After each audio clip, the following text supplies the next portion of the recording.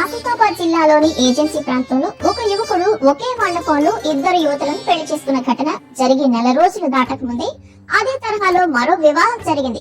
జైనూర్ మండలం అడ్డసర గ్రామానికి చెందిన రంభాబాయి బాద్రాషావ్ దంపతులు రెండో కుమారుడు ఆత్రం చతురుషావ్ అదే గ్రామానికి చెందిన యువతితో 4 ఏళ్లుగా ప్రేమలో ఉన్నాడు.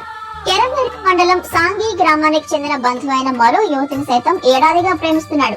15 రోజుల క్రితం ఆమెతో పెళ్లి చూపులు జరిగాయి. విషయం మొదటి యువతికి తెలియటంతో ఆమె రాయి సెంటర్ ను ఆశ్రయించారు.